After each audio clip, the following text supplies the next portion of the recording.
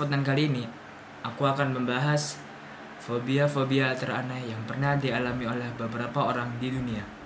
So, tanpa basa-basi lagi, langsung saja. Fobia yang pertama, ada emetofobia, yaitu sebuah kondisi di mana seseorang merasakan kecemasan berlebihan tentang kesehatannya.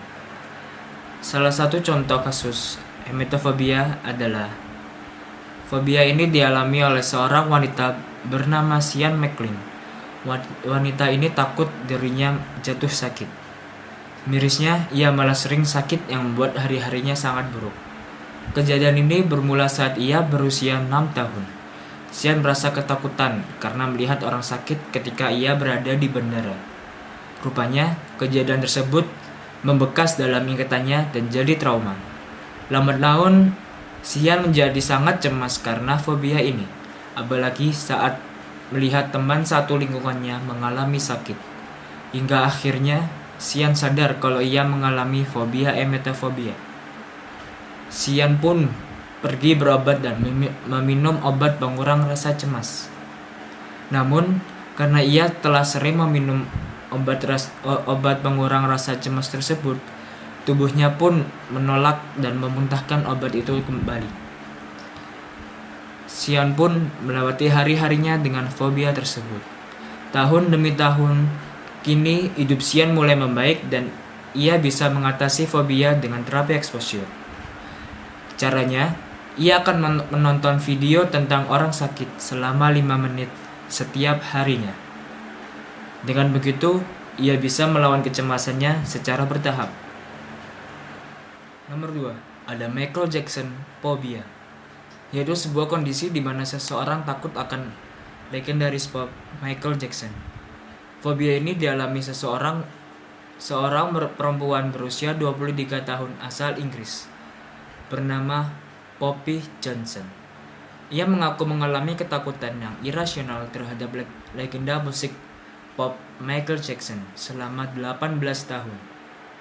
Sejak pertama kali ia melihat video musik Thriller. Sejak saat itu, perempuan ini mengaku ketakutan yang tidak bisa dijelaskan saat melihat maupun mendengar tentang Michael Jackson. Saya hidup dengan kegelisahan konstan saat melihatnya, mendengarnya, atau seseorang membesarkannya. Saya tidak tahan. Saya tidak pernah benar-benar membicarakan atau memberitahu banyak orang. Saya khawatir mereka akan berpikir saya bodoh, atau harus berjuang untuk memahami bagaimana saya bisa memiliki fobia Michael Jackson, kata perempuan berusia 23 tahun itu kepada PA Real Life.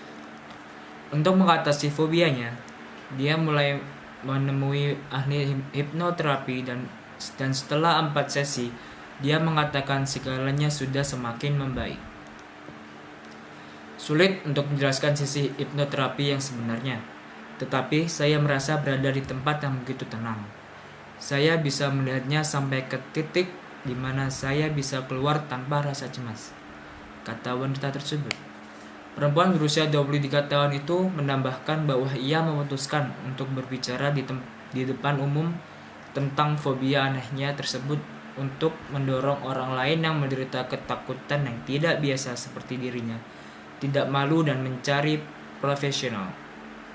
bantuan profesional. Nomor 3, ada Colephobia.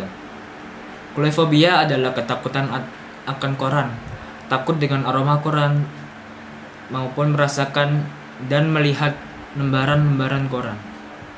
Salah satu contoh kasus colephobia yaitu fobia ini dialami oleh wanita berusia 49 tahun.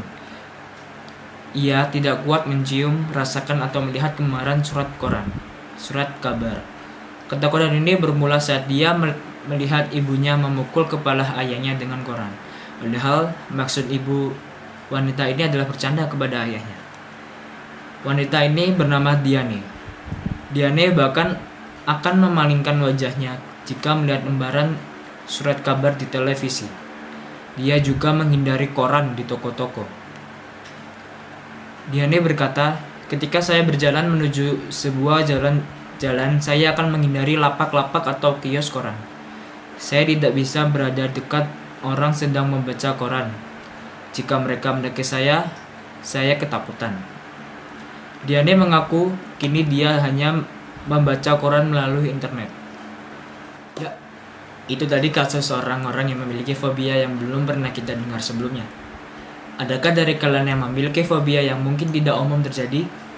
Tulis di kolom komentar ya. Tentunya jika kalian suka dengan video ini, jangan lupa thumbs up serta klik tombol notifikasi agar kalian menjadi salah satu orang yang pertama kali melihat videoku. Sampai jumpa di lain kesempatan dan terima kasih.